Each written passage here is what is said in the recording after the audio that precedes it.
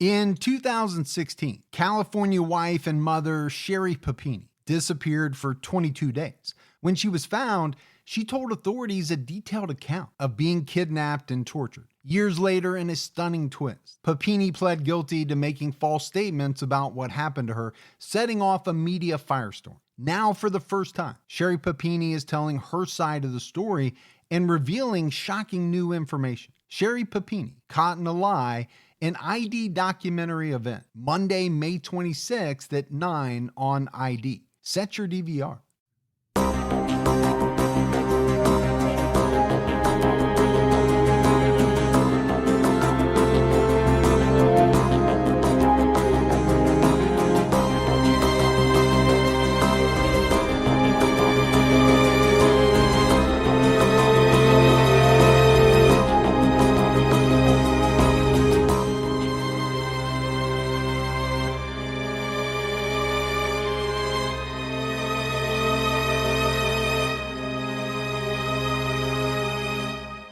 Hello, everyone, and welcome to episode 267 of the True Crime All the Time podcast. I'm Mike Ferguson, and with me, as always, is my partner in true crime, Mike Gibson. Gibby, what's going on, man? Hey, man, I'm doing good. How about you? I'm doing great. Yeah? My family is home from like a little visit to Chicago. Yeah, little Chicago Windy City. Yep. Yeah? Girls' weekend. They had a good time, but they're back, so yeah. I like that. You know me, I like when everybody's together. You do. I've started my new fitness regimen for 2022. Yeah. Riding my bike, lifting a little. So I'm feeling pretty good about that. Okay. My goal is to lose, some weight before Las Vegas. All right. Well, and so I got to keep with it, man. So you're making the right steps towards that. Yeah. I just need you to help keep me on track. Well, quit buying all that good food you buy when I come here to pre-record. One night a week. Yeah. Let's do our Patreon shout outs. We had Corey Keepence. Hey, Keepence. Candace Millhouse jumped out at our highest level. Thank you, Candace. Brett Bruce. Hey, what's going on, Brett? Jillian Turner. Hey, Jillian. Grant Eberhardt jumped out at our highest level. Well, how you doing, Grant? Cheryl Vincent jumped out at higher than our highest level. Wow. Thank you, Cheryl. We had Sue Hansen. Well, thank you, Sue. Brooke Shaw. What's going on, Brooke? Marianne Hall jumped out at our highest level. Hey, Marianne. Tanya Castillo. Marilyn Hines. Hey, what's going on, Hines? Mandkai Campbell. What's going on, Mankai? And then last but not least, Wendy Burke jumped out at our highest level. It's windy. We just talking about the Windy City, too. We were. And then if we go into the vault, Gibbs. Yeah. This week we selected Barrett Nilsson. Well, thank you, Barrett. So Barrett's a huge fan of the show. We appreciate all the Patreon support that we get. We had some great PayPal donations. Michaela Hall gave a sizable donation. Wow, thank you, Michaela. We had Katie McCormick. What's going on, McCormick? Natalie Reiling. Well, at an S, it's Riesling. Just wanted to point that out. And Omar Romero Bazan. Well, thank you, Bazan. So we appreciate all the support. Gibbs, right now on True Crime All the Time Unsolved, we have an episode out on the 2006 murder of 17-year-old Candace Hiltz. So we're headed to Colorado. Yeah, it's a good case. Jump over there and take a listen. Candace was a very intelligent young woman and had a great future ahead of her. Unfortunately, some tragic events happened, and we'll dive into those. Yep, so make sure you check that out. All right, buddy, are you ready to get into this episode of True Crime All the Time? I am ready. We are talking about the infamous family annihilator, John List. That's a big case. It is a big case. We kind of go back and forth, right? We do some of the lesser known, which I know people really like, but I think they also like it when we do some of the more well-known from time to time. From the outside, the List seemed like a perfectly normal family living in the city of Westfield, New Jersey. There's that Westfield, New Jersey. Yep. The Watcher of Westfield. And really, the List case came up in that episode, but it's come up in a number of cases. Sure has. That have occurred in New Jersey. John List was an accountant. His wife, Helen, stayed at home. The children attended the local school and they were active in sports and the theater. They went to church. And I think, their neighbors and all their friends viewed them as good people, religious people. But in reality, a storm was brewing within the family. And it all came to a breaking point on November 9th, 1971, when John did the unthinkable. He murdered his entire family, and then he fled town. John was on the run for 18 years before reality TV finally brought him to justice. So there's a lot, right, in this case that we're going to cover. Number one, just the idea of a man murdering his entire family. That's hard to grapple with. And then, for him to be able to evade the law for 18 years, kind of amazing, really, if you think about it. Sure. And then to be caught by the publicity that was generated by a television show. This case has a lot of different facets. Yeah, it really does. And I think a lot of people will recall some of those. Oh, yeah. I mean, this was something that definitely played out in the media, especially at the end when he was captured. John Emil List was born in Bay City, Michigan, to parents John and Alma List. His father was 61 and his mother was 38 when he was born. John was raised in the Missouri Synod section of Lutheranism, a group of German heritage. So, okay, his mom and dad had a pretty big age disparity. Yeah. I've heard of men having children in their 60s. It happens. It can happen for sure. I'm not going to be one of those men. And your wife's not going to be one of those women. No, absolutely not. I'm not saying there's anything wrong with it at all. No. What I'm saying is, for me, right, I can't imagine being 80 years old at the time that my son or daughter graduates from high school. I feel like that would be so strange. And the second thing is, I just don't have the energy at my age now, let alone 61, to go back to getting up, changing diapers, running around after a toddler who's getting into everything. I just couldn't do it, man. Well, let's just be honest. You wouldn't be changing the diapers anyway. I changed a lot of diapers. Yeah. Well, this time around, you wouldn't be changing any diapers. No diapers. Growing up, John was a loner. He played by himself. He really didn't talk to anyone outside his family or the church. His parents discouraged him from participating in worldly activities like dancing. What? Is this Footloose? And we got a Footloose situation. Yeah, is this Footloose 1 or Footloose 2? I don't know. I never actually saw the remake. Oh, didn't you? I don't think it was called Footloose 2, though. No, it wasn't. I think it was just called Footloose. Yeah. It was just a remake. I never actually saw that one. But John said that he was resentful of his parents for how strict they were. He said that his father was cold and distant. His mother was doting, but he said that she was smothering. He had one parent that was at one extreme, and his mom was the other. Yeah, I mean, you could see how somebody might be resentful, right? I'm not allowed to dance. I can't participate in, certain types of activities. Yeah. And then I'm not getting any attention from my father, and I'm getting too much attention from my mother. Right. Yeah. Is basically what he was saying. John served in World War II as a private. He also served in the Korean War as a reservist. He left the Army with the rank of first lieutenant, and he earned a Bronze Star in World War II. He was also held as a POW while fighting in Germany. So kind of impressive. He had a pretty good war record. You'd have to give him that. John met his wife, Helen Taylor, in 1951. She was a widow and a single mother from Virginia. That's where John was stationed as an officer during the Korean War. Helen announced that she was pregnant just 1 month into their courtship. And then as soon as they finalized their wedding plans, she confessed to John that she wasn't actually pregnant. Uh-oh. I'm not sure how well that went over. I'm thinking maybe not as well as you would think it. Well, they got married. Yeah. So it couldn't have wrecked that part, at least. There was another bombshell that Helen didn't disclose until after they were married, and that was the fact that she had syphilis. See, that would be a pretty important part of the pre-marriage discussion.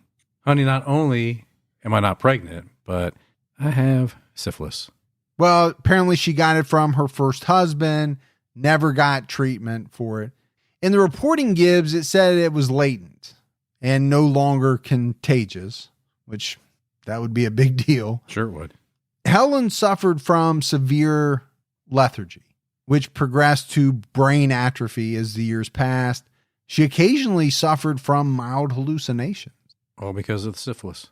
I'm sure that had a lot to do with it. It didn't specifically say that in the reporting that I saw, but you've heard that before from people who contracted syphilis and it ended up affecting their brain. After getting out of the military, John earned a bachelor's and a master's degree in business administration from the University of Michigan, or as we would say, that school up north. Yeah, exactly. Although they did beat us this year, so we can't really rub it in at all. Did they really beat us? I don't know. They did. Yeah. The family settled in Michigan with Helen's daughter, Brenda. Brenda got pregnant at age 16 and was sent to a home for unmarried mothers. That was pretty big back then. It really was. And that still surprises me that they actually did that back then. Yeah, they saw it as such a, what's the word I'm looking for? Such a bad thing. A negative thing that they didn't even want to be associated with their own daughter. They didn't want their daughter in their home. Can't have that. They would send them off to, some place until they had the baby. And it kind of stinks, really, when you think about it. Sure, yeah. That young girls were treated that way, kind of as a pariah. Yeah. John began a successful career as an accountant, but there was a pattern, Gibbs, that would soon emerge in his life. John felt spiritually superior. He had problems getting along with others. He really couldn't hold on to a job for more than just a few years, and he went into debt trying to live a wealthy lifestyle. Okay. He wouldn't be the first person to have that happen. Yeah, I think many people have been down that road. Well, a lot of people live above their means. It happens. They get into trouble financially doing it. John had a high IQ, but it was also said that he was a perfectionist. But he also had trouble managing people, which is a problem if you're going to be in the business world. Well, and he also couldn't make compromises. So, those two facts are going to affect your career negatively. Now, I wonder how much of that comes from being a perfectionist, thinking that you're the smartest guy in the room. Okay. Do you then have trouble relating to the people that work for you, so you have a hard time managing them? Is it hard for you to compromise when you're a perfectionist and you think you're always right? Yeah, it's a problem for sure. Yeah, a person that believes they're always right, they don't need to make compromises because they know they're right. Exactly. Just do it my way. No compromise needed. And those are people that are not fun to work for. They're really not. In 1961, John got his first taste of a wealthy lifestyle when he landed a managerial job with Xerox. Okay. Really good company back in the day. Sure was. He went on company trips to Europe, and he could then afford luxuries like Waterford Crystal. But John was fired in 1965 because he just couldn't keep up. He just couldn't do the job. Well, when you're a perfectionist, it's hard to keep up sometimes, right? Because you're always worried that things have to be done a certain way, and you won't move past that until you get it exactly the way you want it. Yeah, I mean, think back about the job that we had, you and I, in our time working together. There's a lot of deadlines, sure, right? Things needed to be done by a certain time. If you have that perfectionist type of mentality, does it make it very tough for you to juggle all of these deadlines because you can't let this one thing go because you don't think it's quite yet perfect? And so you could sometimes maybe spend the whole day on one task that another person could do adequately in 45 minutes. Kind of goes to that. Who's got my monkey? You got to pass that around. Okay. Is that a real saying, or is that just something you made up? Because I don't believe I've ever heard that. It's a real saying. Yeah. Okay. We will go with that. So John got fired, but he landed an even better job. He was hired as vice president of the First National Bank of Jersey City. Yeah, there you go. And this is when the lists moved to Westfield, New Jersey, 1965. At this time, John worked for the bank. He made a good salary. They purchased an old Victorian mansion called Breeze Knolls, and they paid $100,000 for the home. Wow, back in 65, that's a lot. That is a good chunk of money. What do you think that would be today? Beep, boop, beep, boop, beep, boop, boop. It's like a 1.2. Okay. Yeah. I like that. Yeah. I like that. You've been off lately with some of your calculations. I'm not going to poo-poo that one.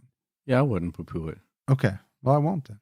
Now, it was more than they could afford, even though he was making a good salary, but they wanted to live kind of a wealthy lifestyle. And I don't know if it was all of them or more so John and Helen. They put down $50,000 in the house. They borrowed $10,000 from John's mother, Alma. John remodeled the third floor of the house as an apartment for his mother. So if we just take a step back, right? Things are going well. Yeah, good job. Family, nice new home in a very good neighborhood. We've talked about Westfield Right. a number of times in different episodes. And actually kind of a prestigious job back in that time, right? To be a VP of a local bank. So you're saying it wasn't a prestigious job like 3 or 4 years ago? I'm just saying sometimes they pass out VPs like, Like just giving them out like candy? Yeah. All right, I hear you. So they had this neighbor, Harry Devlin, and his son, Dave. They went over to say hello to the new family. Harry had painted a mural inside the mansion for the previous owners. Dave saw that the neighbors had sons his age, and so he was hoping, he was going to make some new friends, right? Some playmates.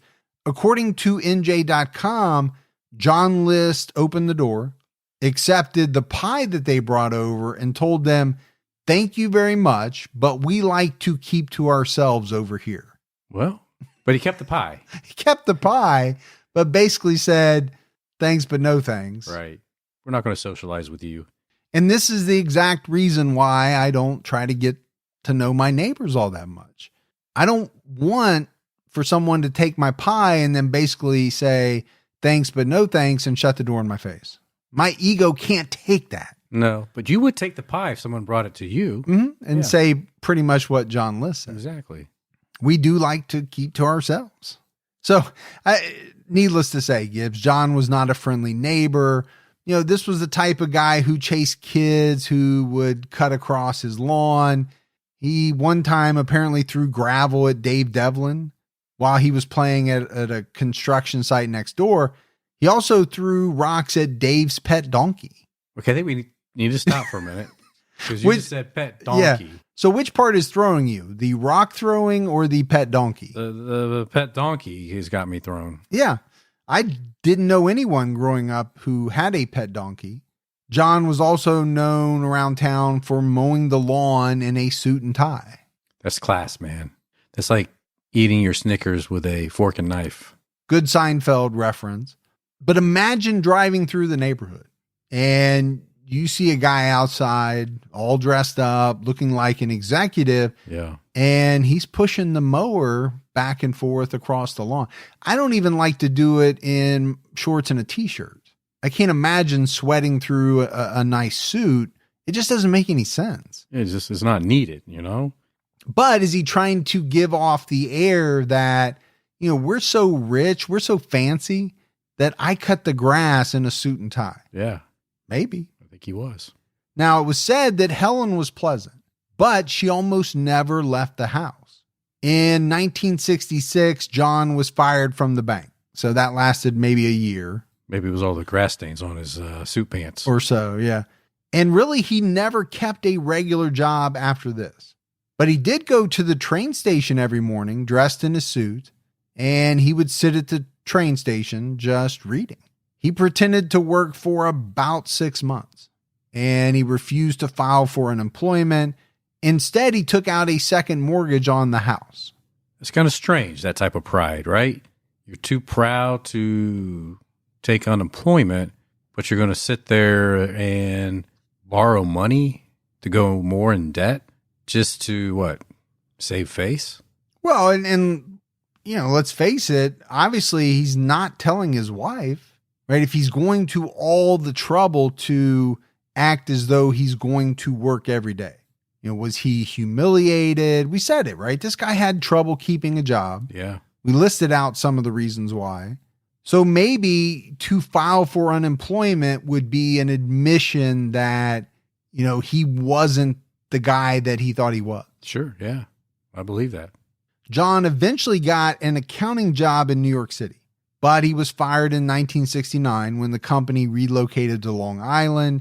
He started selling life insurance, but he really just could not make enough money to pay the bills. I mean, let's not forget, he had some jobs where he was making quite a bit of money.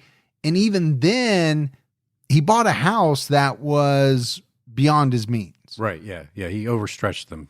So when he started not being able to, land these jobs where he was making all this money, it's going to make it real tough financially. Yeah. Adding some stress to the relationship for sure.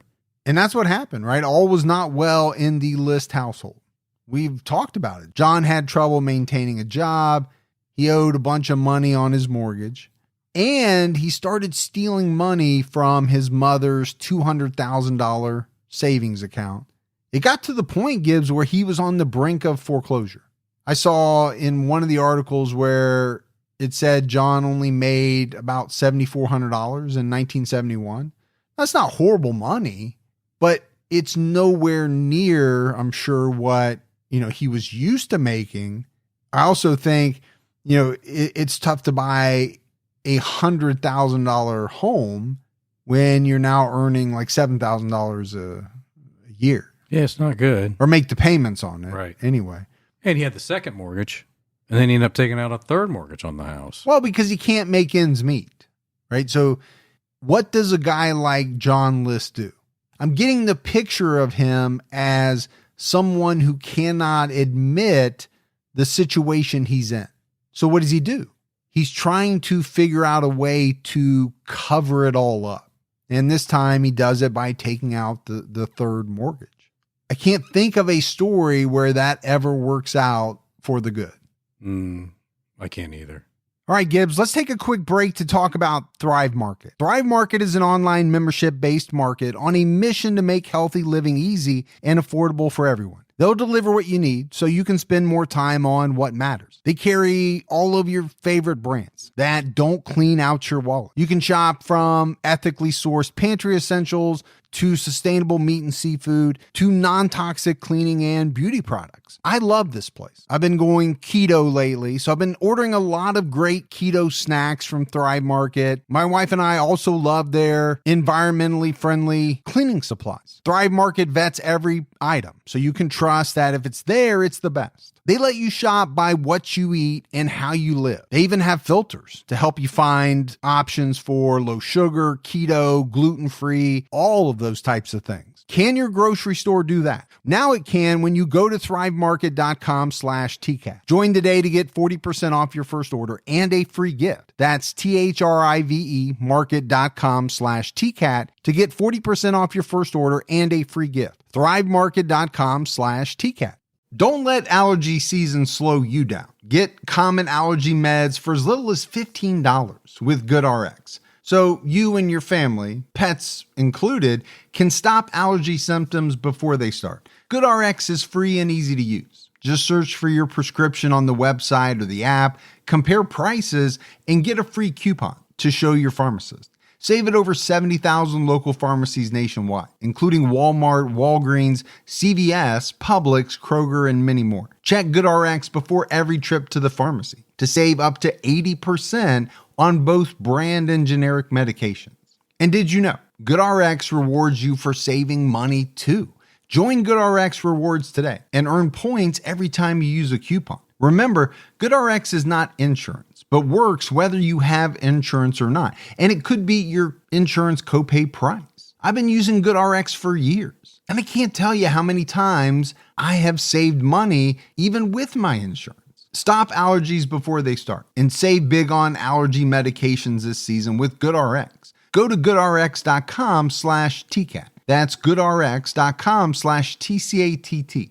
By 1971, John was 46, Helen was 46, and their children, Patricia, John, and Frederick, were 16, 15, and 13. John and Helen had been married almost 20 years. And we talked about John's childhood, right? And the fact that he resented the very strict upbringing. So I thought it was a little strange that he carried on the same tradition. He demanded that his children have perfect manners. They had to attend church every week. If his wife Helen skipped church, he got very upset.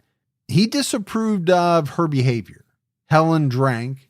She wasn't afraid to speak her mind, especially when she wasn't happy about what was going on in their marriage. He just really wasn't happy that she wasn't acting like a very good religious wife. Yeah, so it sounds like to me he had a picture in his mind, right, of how the kids should behave. He had a picture of how his wife should act at all times. And when they didn't live up to that, he got upset. Yeah. And it sounded like his wife was getting upset because he wasn't doing everything that she thought he should be doing. Yeah. Well, he was a perfectionist, right? So he had this image of what the perfect family life should be. Yeah, I think you're exactly right. And when he realized it wasn't perfect, I think that's when he starts to have a meltdown. He gets upset. Yeah. Now, people said that Helen felt like Breeze Knoll was a prison. She was bedridden most of the time. She developed trouble with her brain. It was said that, years of tranquilizers and barbiturates added to it. Helen's medication cost about $100 a week, which was a lot of money back then. And I think John viewed it as a financial burden. Sure, if you're only making $7,000, $8,000 a year at that point, it was a huge burden. Well, and he's already upside down. Yeah. To the point where he had to take out a second and third mortgage. And still money from his mom. So the relationship with Helen was rocky. His relationship with his children was rocky. He forbade Patty from hanging out with her friends because he thought they were bad influences. He also hated her boyfriend, this guy named Chris Day. Chris was 20 years old, Catholic, and he wasn't in college. Patty started smoking cigarettes with her friends. She began skipping school. Sometimes she went home to talk with her mother. Helen was okay with it, but John was outraged. Well, again, remember, he has this image of the perfect family, perfect kids, and when they are outside of that mold, it throws him off. Yeah, I almost think of it as the Norman Rockwell painting. And when somebody moves outside of the pose that they're supposed to be in from this painting, it's as if his world begins to crumble. Yeah. He can't handle it. John even got upset when Patty joined the theater. Now, he was okay with it when he thought it was a hobby. But then Patty started talking about wanting to be an actress, and he wasn't happy with that. He just didn't think that was an acceptable career for a good, religious girl. And this religious thing, right, keeps coming back up. Everything with him kind of goes back to his childhood, his religious upbringing, right. The way that his parents treated him. He also once caught Patty with a Ouija board. Well, for somebody that's really religious, that's probably going to be a problem. It can be. Now, she was also telling her friends that she was a witch. And I think that really drove him over the edge. Patty was afraid of her father. She told a friend in the fall of 1971 that her dad wanted them all dead. So this is kind of a premonition, because obviously we know what's going to happen. Right. Apparently one time she confessed to her drama coach that her dad told the children he was going to kill them. He asked if they wanted to be buried or cremated. It was reported that one night John asked his family what they wanted to do with their bodies after they died. So that's a little freaky, as a child, sitting there and hearing your dad say this kind of stuff. You're probably like, what in the world's going on? Well, the kids were afraid of him. Sure. I think that much is obvious. He was very strict, kind of my way or the highway. If you're not walking the line, then you're going to get it. But I think a lot of parents over the years have been very strict. I don't know how many parents have gone to their children and said, what do you want me to do with your bodies after you die? Yeah. I'd be scared to death, like you said, as a child. And it wasn't just Patty. Helen and Alma suspected that John wanted to kill them too. Yeah, how frightful is that to think that the person that should be in love with you, somebody that should protect you, wants to hurt you, kill you. Yeah, his wife, his mother, his daughter. Now, he got along with his sons pretty well, as long as they behaved. And it's been printed that John Jr. was his favorite. Now, if they didn't follow the rules, he shouted at them, he criticized them. And then all of a sudden in October of 1971, John began to act a little more relaxed than what he normally did. He started to be nicer to his children. He stopped enforcing some of the strict rules as much as he had done before. He even let Patty host a Halloween party, which was very out of character for him. And he helped Patty and her boyfriend clean up the party afterwards. Okay, you would think something strange, right? Based on all of the things that we've talked about. Right. His personality, the way that he acted. Okay, what's going on? Dad has changed big time. On October 14th of that year, John applied for a gun permit. Now, he already owned 2 guns. He had a 9mm pistol from his time in World War II and a .22 caliber target pistol. He started going to the shooting range for practice. I think a lot of people who were in World War II brought home 9mm Lugers. You hear people from that era talk about it. Right, yeah. It was kind of a trophy if you could get your hands on one and bring it home. Then you talk about Gibbs, him starting to go to the gun range. And I think for most people, you would think, okay, you applied for a gun permit, you've got some guns, you want to learn how to shoot them. I'm not thinking much about it. No, or you know how to shoot, but you just want to get better, practice, or you just want to keep your skills up. But with John List and everything that's going on, if you're in that family, I think you got to take a second to think about it. Members already thought that he wanted them dead. Now, all of a sudden, he's going to the shooting range. I'm a little concerned. And basically, Gibbs, what came out was that John blamed his family for all of his problems. Well, of course, it's not going to be him. No, because he's perfect, right? He's a perfectionist. I don't know what it's like to be a perfectionist. I think you more so than anybody knows that I'm not. But I can see how a perfectionist might have a hard time seeing their own flaws or admitting to those flaws. Yeah, I think the admitting part's a big problem. He later said that it was Helen and Alma who were the ones who wanted Breeze Knowles. It wasn't him. He also felt like his mother was a burden, despite the fact that she had helped him out financially quite a bit over the years, both knowingly and unknowingly. Yeah. Yeah, exactly. She had given him money, but he had also taken quite a bit without her knowledge. And then the other thing was that he really worried that his kids were going down a bad path. John later said that he sat on his recliner every night praying, thinking about what to do with his family. He didn't finalize the decision to kill them until November 9th of 1971.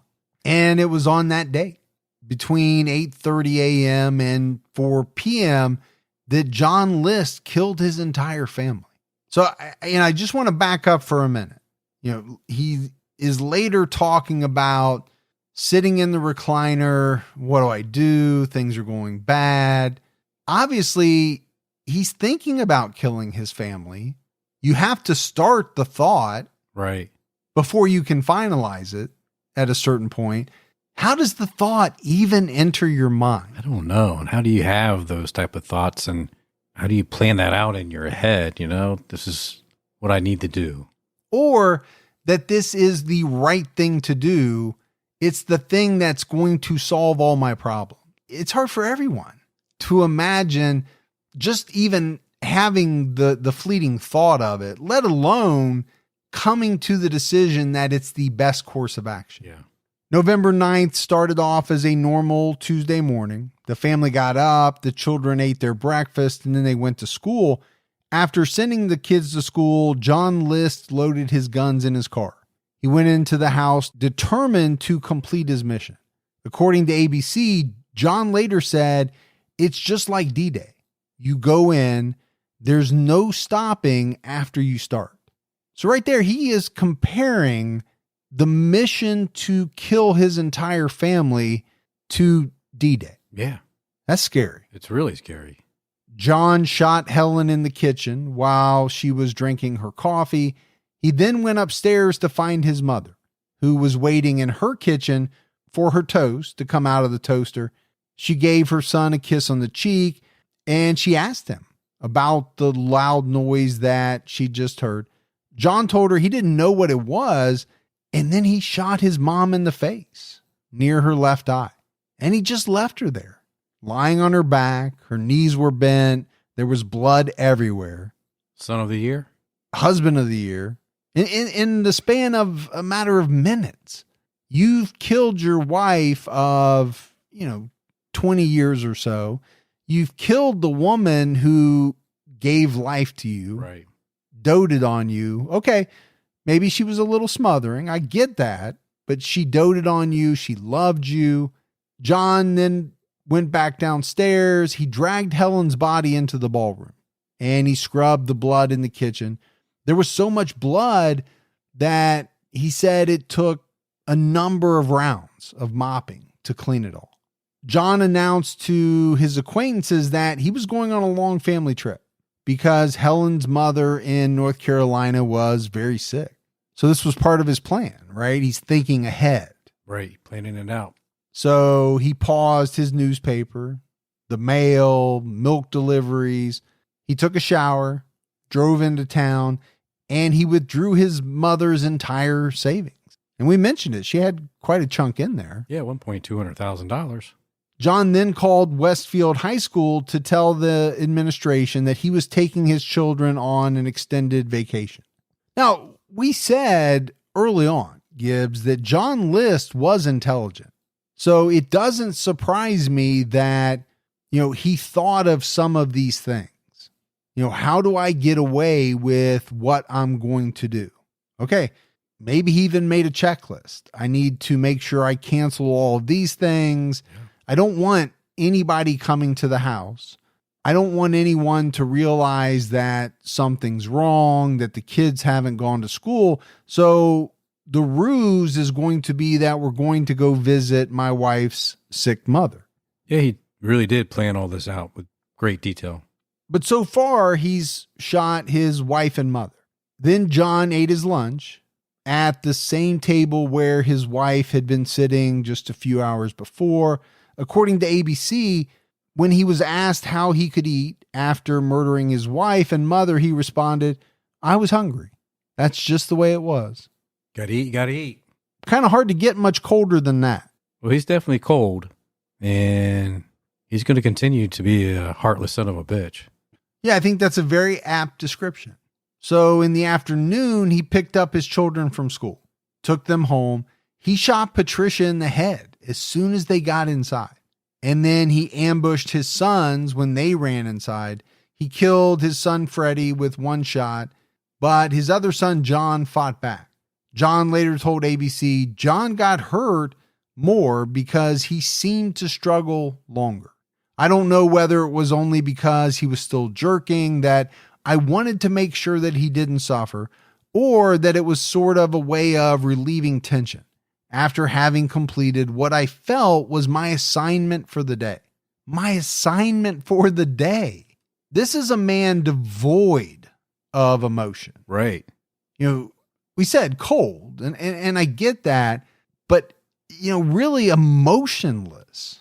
He's acting like murdering his family or a bunch of tasks. Yeah, I mean, the first thing that leapt into my mind was, I've got a to-do list. Kill my wife, kill my mother, kill Patricia, kill Freddie, kill John. And he's checking them off. Yeah, check, check, check. In between there, it's, call the mail or, stop the mail, stop the milk deliveries. And he's just checking all of these things off one by one. Call the school. John ripped his face out of every family photo he could find, because he felt as though it would make the police harder for them to get his description. Now, that's some thought that went into that. A lot of times we talk about murders. Sometimes they can be very spur of the moment. Nothing is spur of the moment about what John List did. He'd been thinking about it. He'd been going back and forth on how to solve his problems. Now he's completed his assignment, in his words, horrible words. And then he has the thought that, okay, the police are going to come after me. So I'm going to make sure there's no photos lying around of my face. Again, very smart guy. Yeah, no, I believe he was smart. Being smart doesn't mean that you always do the right thing, that you always make good judgments, but he was intelligent. After all of this, he spent the night at the house. And then the next morning, he turned the heat down to 50 degrees. You would think maybe to preserve his family's bodies. That wasn't the reason. It ultimately turned out that he did so just to keep the pipes from bursting in his home. You don't want to turn the heat completely off because then you could have a freeze, a pipe burst, and attention is drawn then to the home. So he really has this planned out. I mean, he's thought this all the way through. It was also said that he didn't want to cause problems for the bank. Of course, he's going to be more concerned about the bank than his loved ones. But that's not a surprise, right? He just murdered them. Yeah. So he can't pay back his mortgage.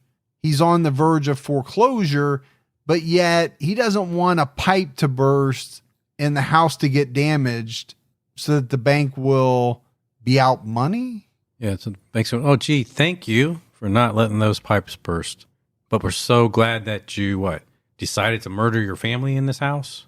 He then played classical music over the intercom, and then he got into his car and drove to the airport. Once the temps start rising, I realized I was back in the same worn out rotation. Same tank, same shorts, same everything. So I gave my daily uniform an upgrade with Quince. Their pieces are easy, elevated, and somehow make me feel more put together without even trying. Like they're 100% European linen shorts and dresses from $30. Luxe swimwear, Italian leather platform sandals, and so much more. The best part, everything with Quince is priced 50 to 80% less than what you'd find at similar brands. By working directly with top artisans and cutting out the middleman, Quince gives you luxury without the markup.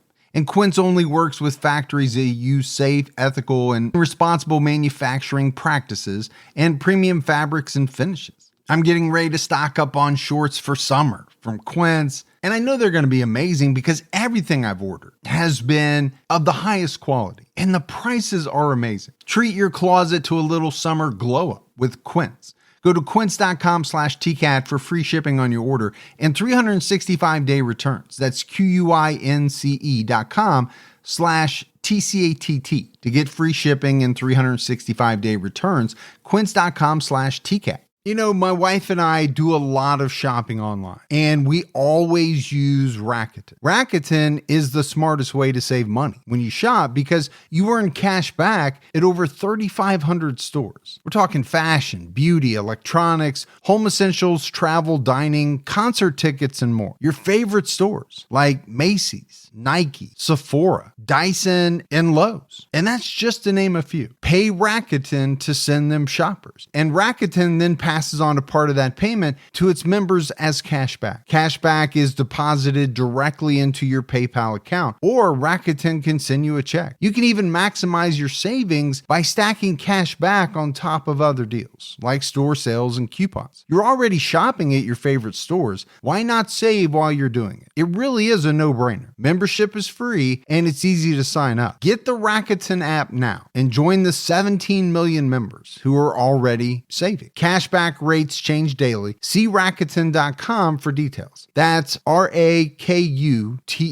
Your cash back really adds up. John left his car at the airport and got on a flight. It's assumed, Gibbs, that he used a fake name because there's no record of John List ever taking a flight. Now, let's face it, much easier in the 70s to kind of walk on a plane or give a name or, something like that. It would never happen today. Or at the very least, it would be much harder today. Sure. Yeah, but back then you just had to write down your name, pay some cash. You were sitting in a seat. And then really after this, weeks went by. We talked about it. The list didn't get out all that much. Really, no one noticed that anything was wrong. The school thought that they were, traveling. The kids were on a trip. He actually did a pretty good job, if you think about it, lining everything up so that it would take quite a while for people to discover what he had done. Yeah, he gave himself a really good amount of lead time. Yeah, and I think that was his intention.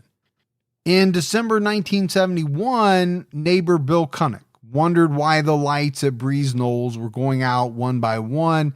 It had been weeks since he'd seen anyone entering or leaving the home. Now, he didn't think a whole lot about it for quite some time because the lights were on. But as soon as they started going out and he noticed that no one was replacing them, he started to wonder if people were actually home. Bill's wife had also noticed an unfamiliar white car loitering outside. The driver was a man named Ed Iliano, who was Patty's drama coach. He was concerned because Patty hadn't shown up to school in such a long time. John had called the other drama coach, a woman named Barbara Sheridan, to tell her they were going on vacation. Ed didn't believe it, so he went to police, but they assured him that everything was fine. Then on December 7th, he convinced Barbara to go with him to the house to check things out. An officer also spoke to Bill Kunnick on the afternoon of the 7th. Bill told the officer he was worried about the family too.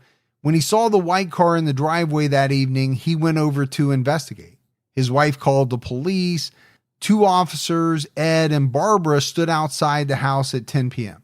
And it was that evening of the 7th that police officers entered the home for the first time. They immediately noticed soft organ music playing over the intercom system. As they stepped further into the house, they found 5 bodies, almost the entire List family. They found Helen, Patricia, John Jr., Frederick, and Alma. They had all been shot. So everybody but John. And I always think about police officers who, have to encounter these types of scenes. They go out on probably what they think is a very routine call.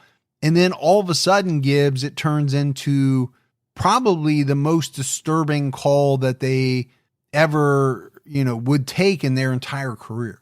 Helen and the children were put in the ballroom, laid out on bloody sleeping bags underneath the skylight. Alma was upstairs in her attic apartment, stuffed into a storage area. The girls and Freddie were shot once in the head. John Jr. had been shot at least 10 times. And all of the bodies had been there for almost a month.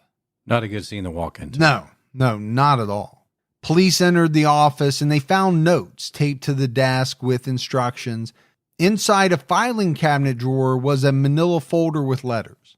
One was a note about repaying a $500 loan. Others were apologies to John's relatives. They also found a .32 caliber revolver and a 9mm pistol in a desk drawer. Most disturbingly, they found a 5-page note from John to Reverend Eugene Raywinkle, who was the pastor of Redeemer Lutheran Church. John wrote about the evil in this world. He claimed to have murdered his family to save their souls. The letter read, "Dear Pastor Raywinkle, I am sorry to add this additional burden to your work. I know that what has been done is wrong from all that I've been taught, and that any reasons that I might give will not make it right. But you are the one person that I know that, while not condoning this, will at least possibly understand why I felt that I had to do this. Knowing the type of location that one would have to live in, plus the environment for the children, plus the effect on them, knowing they were on welfare, was just more than I thought they could and should endure. With Pat being so determined to get into acting, I was also fearful as to what this might do to her continuing to be a Christian. I'm sure it wouldn't have helped. At last, I'm certain that all have gone to heaven now, If things had gone on, who knows if that would be the case. P.S. Mother is in the hallway in the attic, 3rd floor. She was too heavy to move. Okay. Wow. Yeah. I mean, I'm struggling for words to even break this thing down. Yeah, I think the first thing that jumped out at me was him thinking that this pastor would be in any way able to understand what he did. He says, I know you won't condone it, but you'll understand it. Yeah, you get me. You know why. Right. No, I'm not going to know why, John. Nobody's going to know. Nobody's going to understand. And then, him talking about that his family shouldn't have to endure being poor. He'd rather have his family dead than have to have them go through being poor and on welfare. And the part about his daughter acting as though she would no longer be able to be a Christian. I mean, what is going on in this guy's head? He was really warped. Extremely warped, yeah. But I want to zero in on the welfare, not wanting his family to have to endure being poor. To me, Gibbs, that's him. Not being able to live with the fact that he's unable to provide for his family the way that he believes he should. And I think he's trying to justify it by saying it that way. Yeah. That's what I got from it. Yeah, I agree with you. John also wrote that he prayed for his victims after the murders because it was the least I could do. Yeah, it's the very least that you could do. You could have not murdered them. He went on to say that Helen and the children all agreed they wanted to be cremated and that he wanted his books to be donated. Because that's important in a situation like this. Yeah, I think so. What's going to happen to his books? Got to have a good home for my books. According to NJ.com, John also wrote that he planned to kill his family on November 1st, All Saints Day, but travel arrangements were delayed. So he wasn't able to carry out the family annihilation when he wanted because things just didn't work out. Detectives found John's car parked at JFK International Airport on December 9th with a parking voucher dated November 10th. And they found that John had locked his keys inside the car. So they knew that he had taken a flight. So the FBI launched a nationwide and international search. They had dozens of agents working the case, but they couldn't find any signs of his location. And the community was devastated. Westfield hadn't had a murder case in 8 years.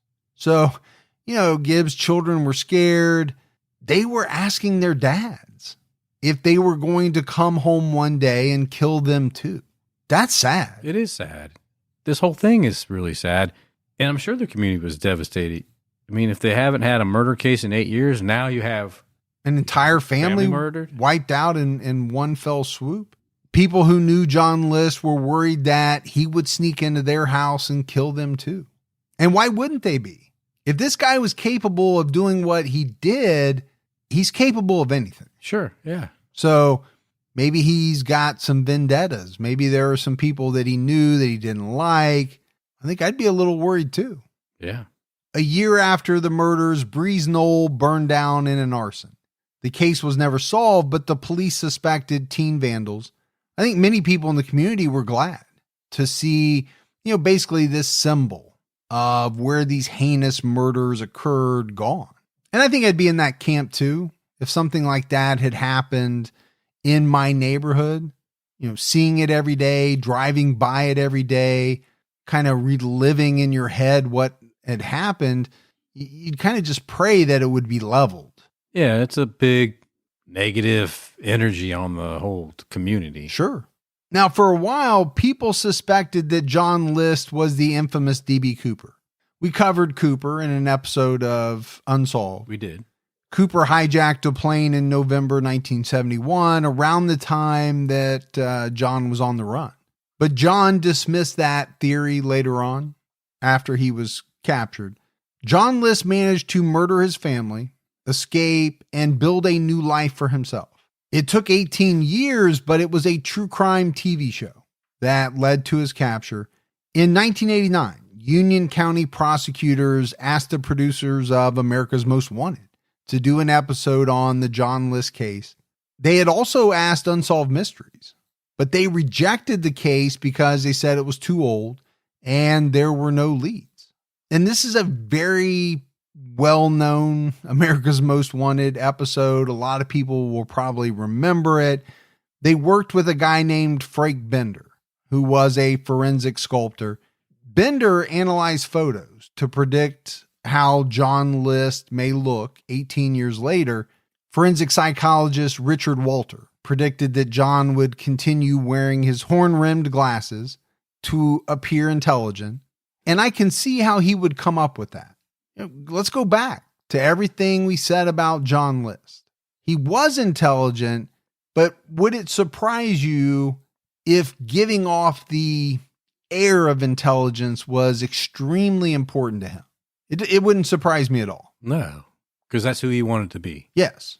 And that's who he wanted people to see. Yeah, he wanted to portray that and wanted them to believe it. Just like he wanted to kind of portray this very wealthy, affluent lifestyle. Right. Now, ultimately, he couldn't live up to it. No.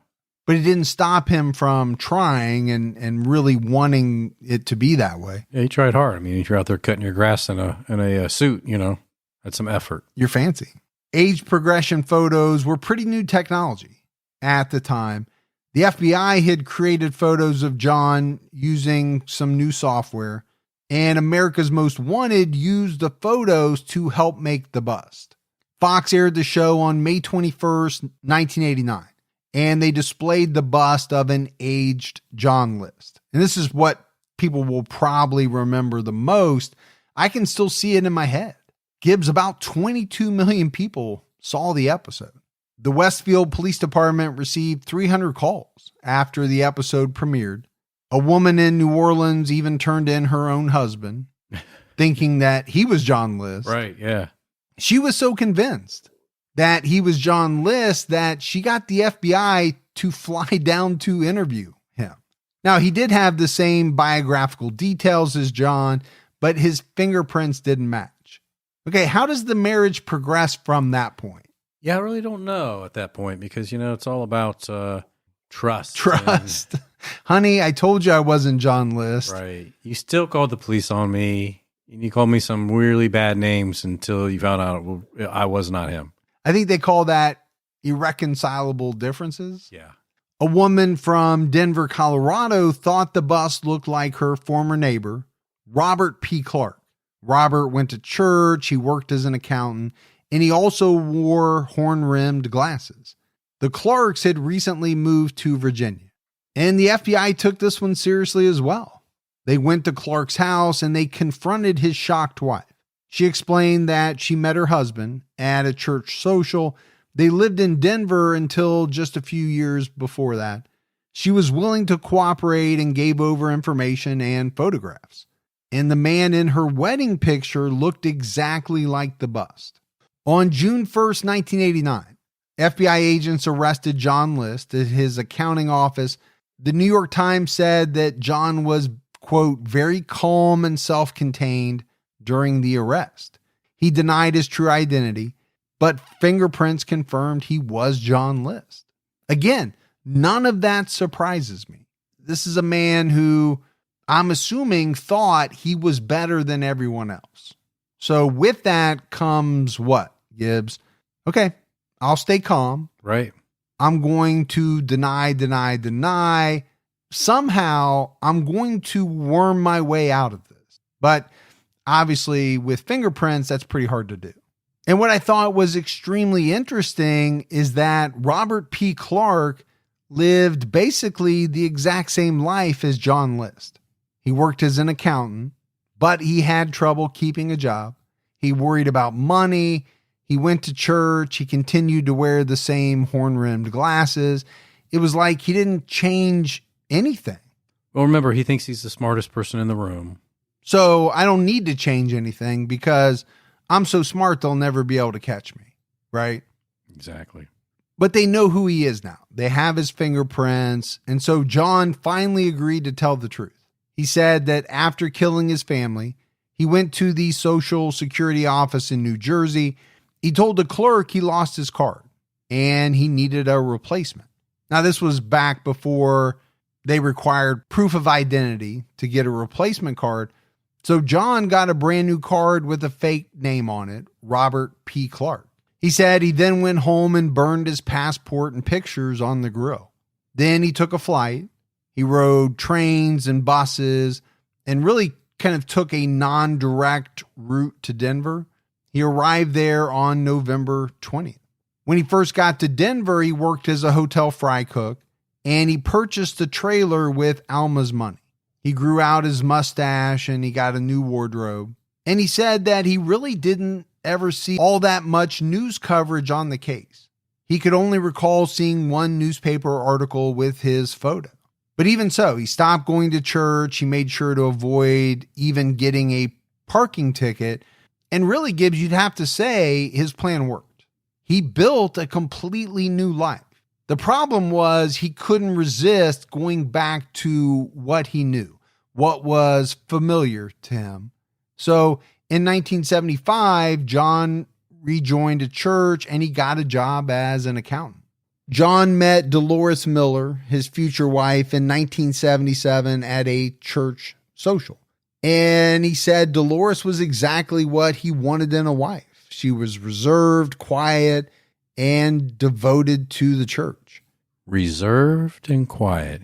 Obedient is maybe another word he wanted to use. Yeah, I think you're absolutely 100% correct. I believe that John List wanted everyone in his life to stay in line. And that included his wife. And, we talked about it. She wasn't exactly doing everything that he wanted her to do, right? She drank a little. She spoke her mind. She probably got on him when things upset her. Especially as the years went forward.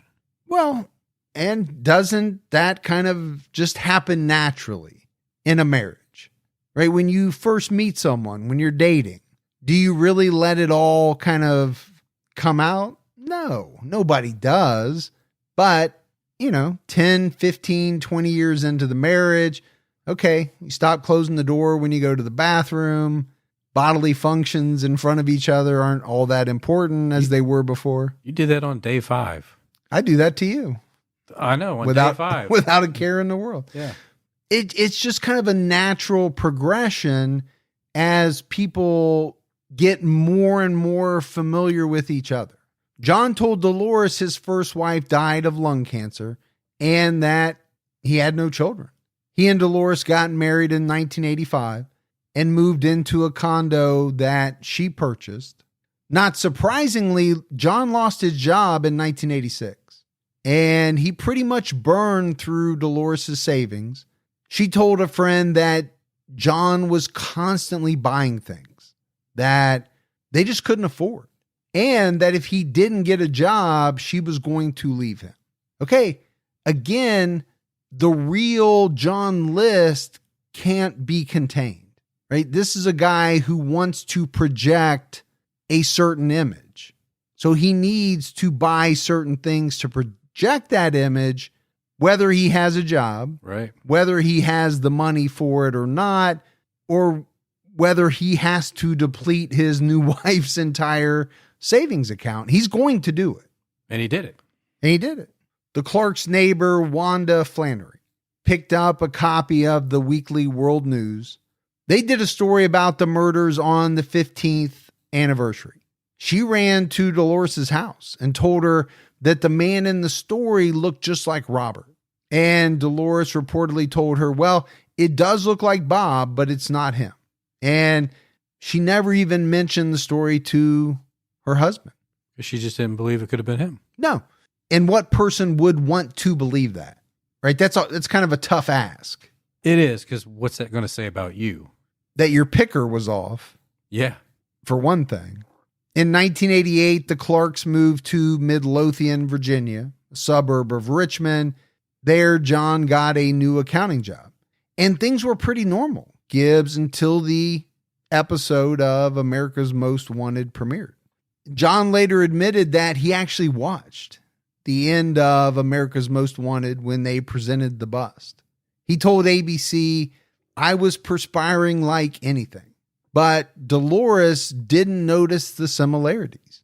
What would that be like to sit with your new wife as they tell your story about how a terrible person you are, and you're probably just hoping that she doesn't clue in?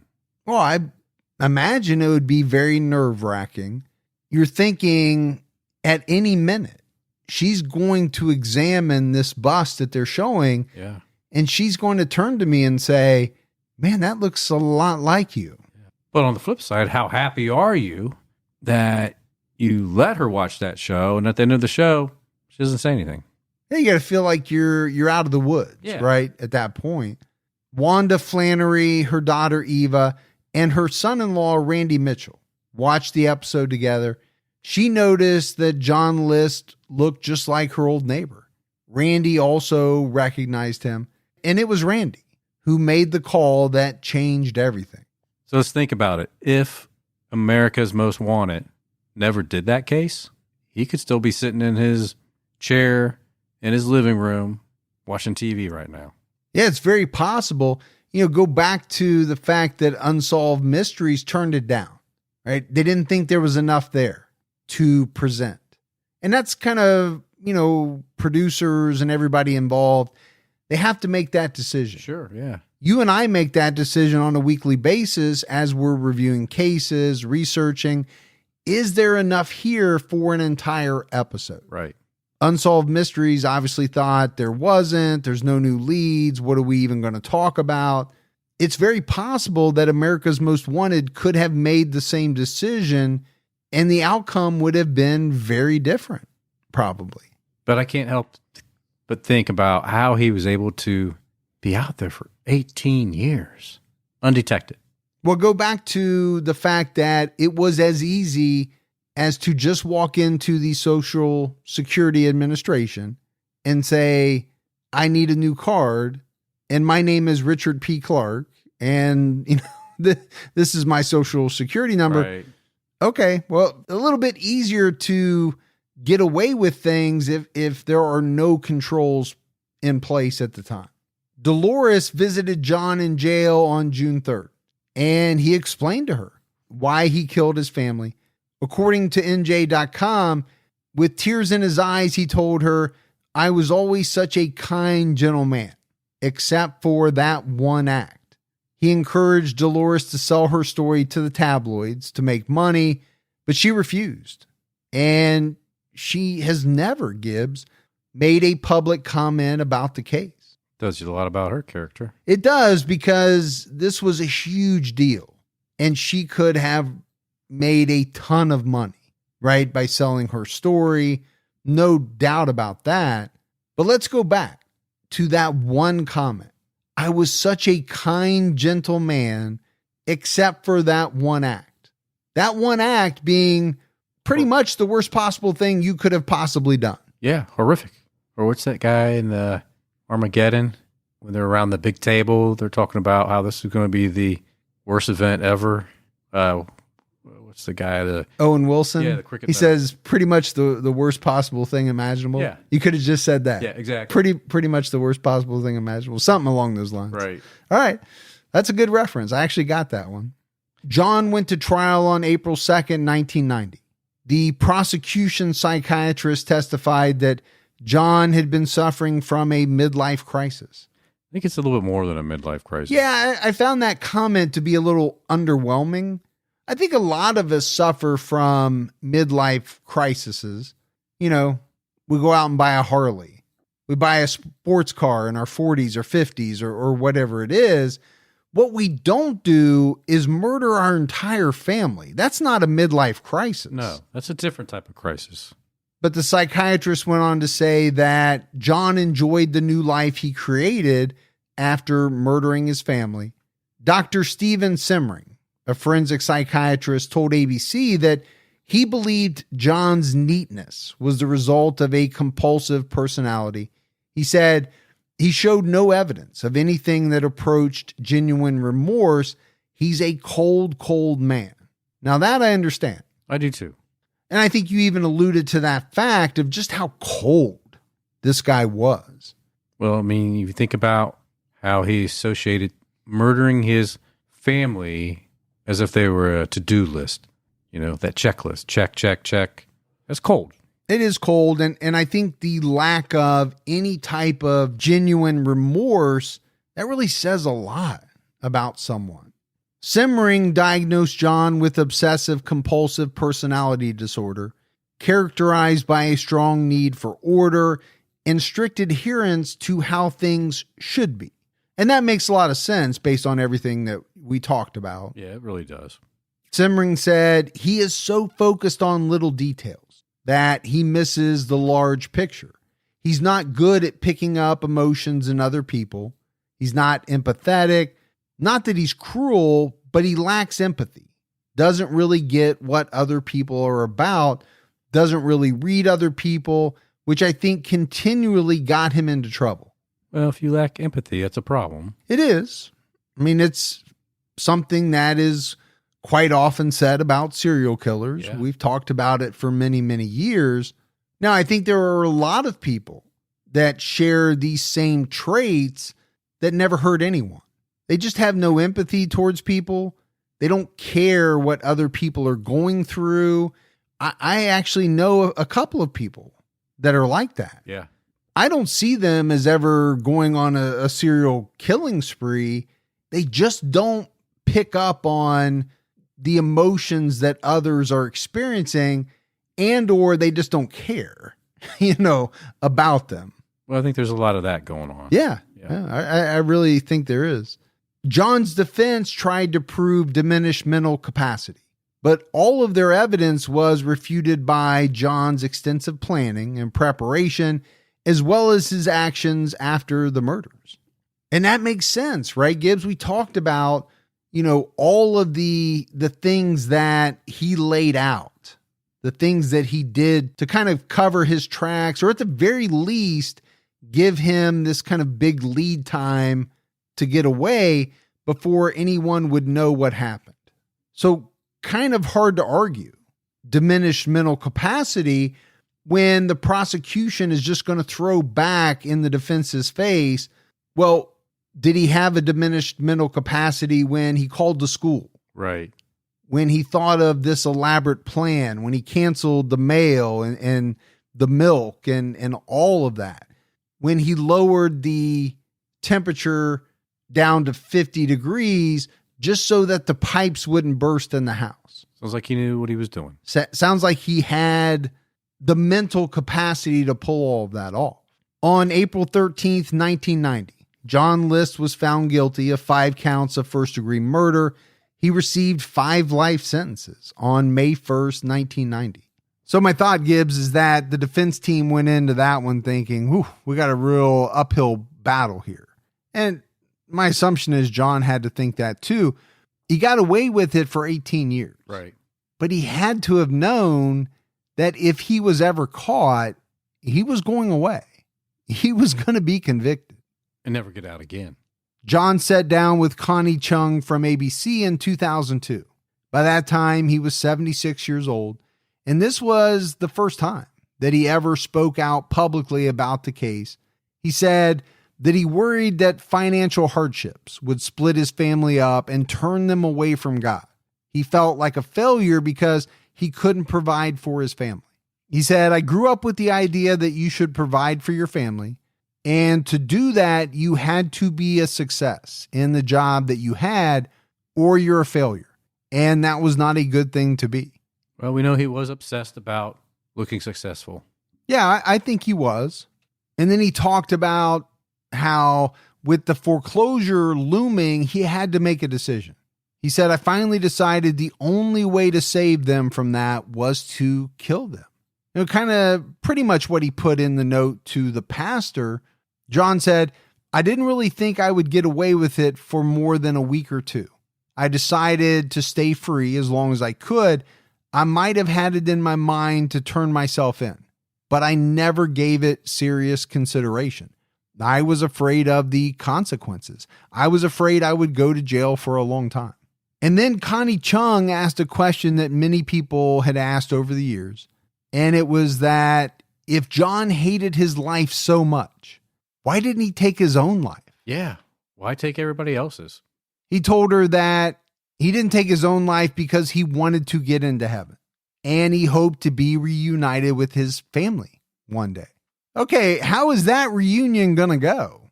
I can't imagine that it's going to go well.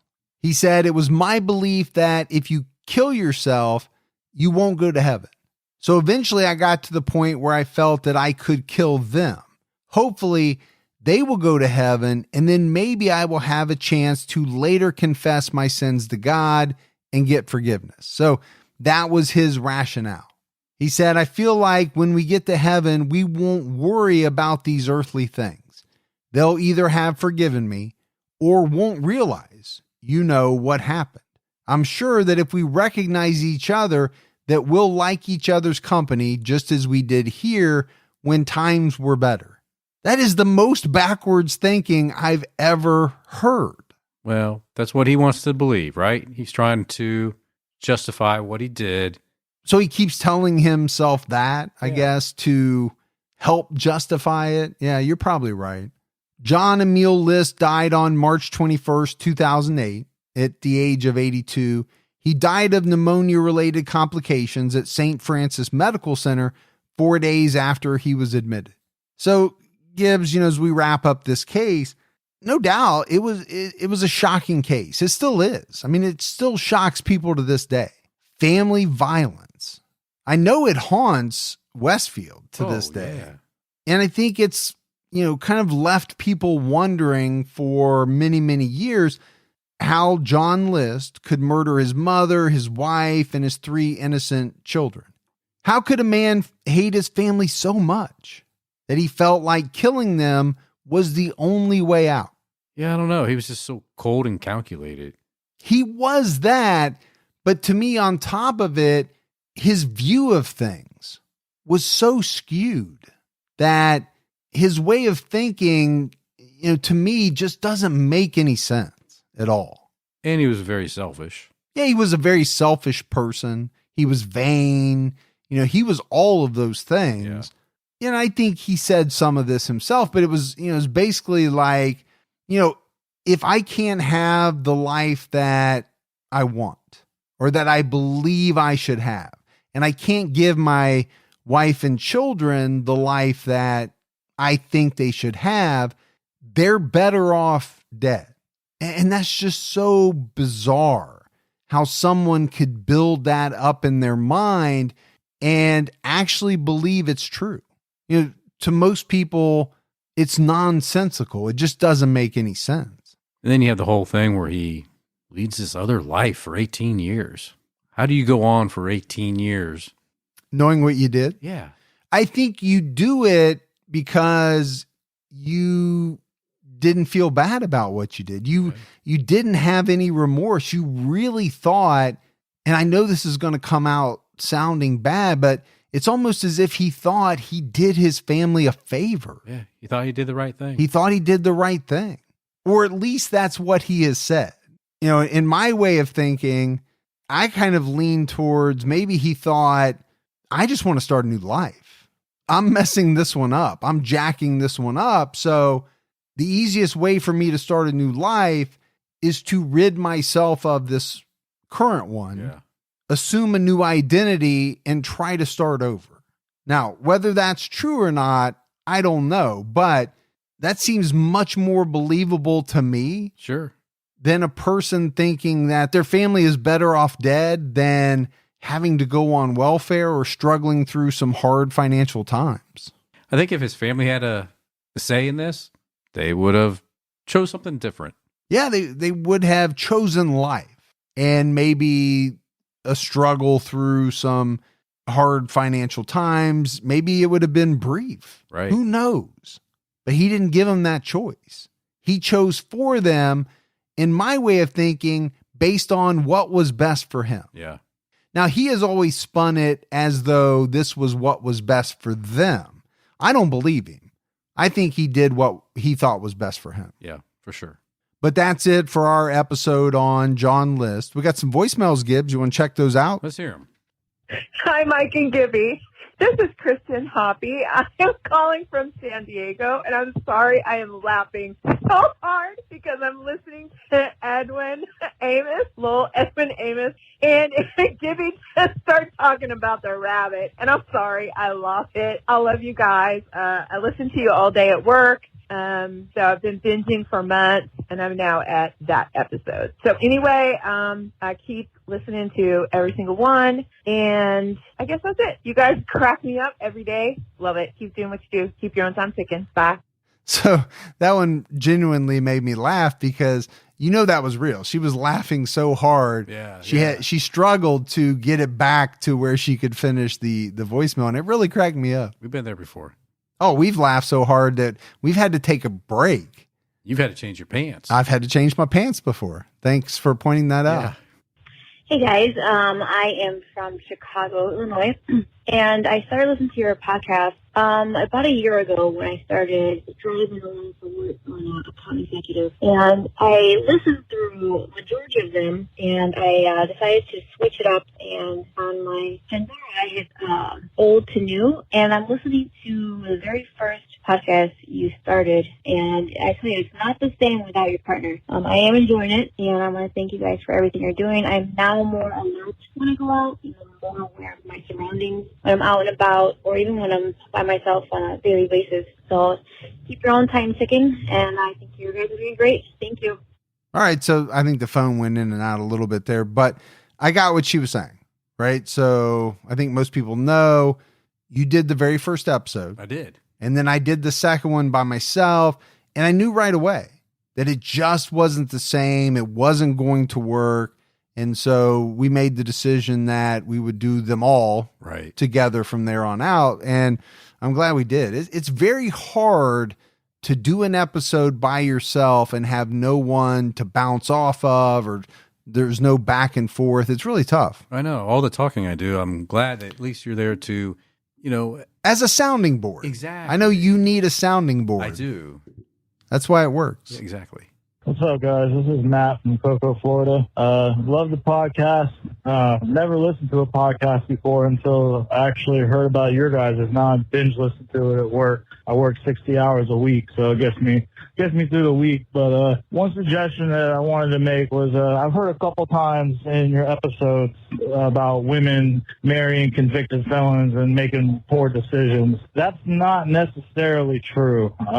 Unfortunately, I'm a convicted felon from when I was 18 years old. I'm 32 now, but on paper, I'm still a convicted felon. And I've made some mistakes in my life, but those mistakes have made me the man that I am today. And on paper, people might look and say, oh, he's a convicted felon, but they don't know me as the person that I am. Like, I've had a wonderful girlfriend, never been in trouble a day in her life. She accepts my past because that's not who I am anymore. Just wanted to throw that out there. Enjoy, like I said, I love the podcast. Guys, keep doing what you're doing. You guys do great work. So stay safe and keep your own time ticking. So Gibbs, I get exactly what he's saying. What I would say to that is, I think when you and I talk about it, we're talking about women who fall in love with some of the really big time killers, who are never getting out of prison, ever. And they've killed multiple people. Yeah. And so I do think there's a difference there. Oh, big time difference. I don't think we're ever talking about a woman who decides to date a convicted felon for, whatever they were convicted of. I'm always talking about, the woman that wants to marry Richard Ramirez. Yeah. Okay. Why do you want to do that? Knowing what he did to so many women or, whoever it is, Ted Bundy or whoever. But I get what he's saying. Yeah. Glad you're listening, man. Yeah. Working 60 hours a week, man. That's a lot. It is. Thank you very much. We had some mailbag gives. Julie Maple sent in a butter cake and some Harley chips. And she listens with her sister, Terry Barbado, and her mom, Lori Mullins, who has a birthday in February. Well, happy birthday, Mom. Yep. Happy birthday, Mom, Lori. Love you all. Thank you very much. So, Gibbs, that's it for another episode of True Crime All the Time. So for Mike and Gibby, stay safe and keep your own time ticking.